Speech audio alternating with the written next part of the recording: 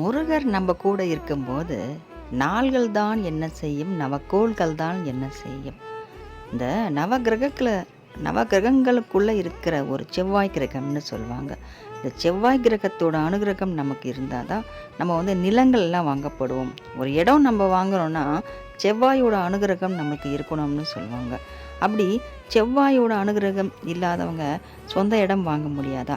சொந்தமாக ஒரு வீடே கட்ட முடியாதா? அப்போது கடைசி வரைக்கும் நம்ம இப்படி தான் இருக்கணுமானா கிடையவே கிடையாது. அந்த செவ்வாய் கிரகத்துக்கே நம்ம அரசன் நம்ம முருகர் தான். அந்த செவ்வாய் கிரகத்தையே கட்டி ஆளக்கூடியவர் நம்ம முருகர் தான். நம்ம முருகனை நம்ம செவ்வாய் தோறும் நம்ம வணங்கும் போது நம்மளுக்கு அந்த நிலம் வாங்கக்கூடிய ஒரு அதிர்ஷ்டம் நமக்கு வரும். நிலம் வாங்கக்கூடிய ஒரு யோகமும் வரும். நம்ம அதில் வீடு கட்டி சுபிட்சமாக நம்ம வாழக்கூடிய ஒரு நாளும் நமக்கு கண்டிப்பாக வரும். ரொம்ப நாள் தள்ளியெல்லாம் நமக்கு வராது. சீக்கிரமாக அது நிறைவேறப்படும் நமக்கு. முருகர் நம்ம வழிபட்டுட்ருக்கோம்.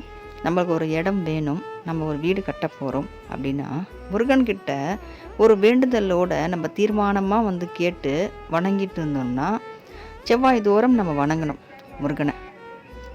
செவ்வாய் தோறும் நம்ம முருகரை வணங்கும் போது நமக்கு அந்த செவ்வாயோட அனுகிரகம் கிடைக்கிறதுக்கு நிச்சயமாக வாய்ப்பு உண்டு.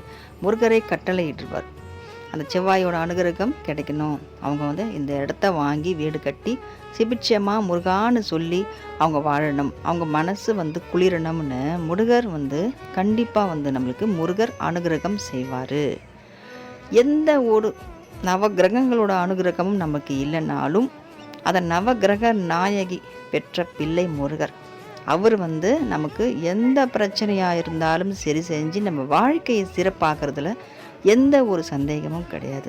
முருகரை நம்ம வழிபடுறோம், நம்ம இடம் வாங்குகிறோம், வீடு கட்டுறோம், சுபிட்சமாக நம்ம வாழ்கிறோம். கண்டிப்பாக வாழ தான் போகிறோம். வெற்றிவேல் முருகனுக்கு அரோகரா.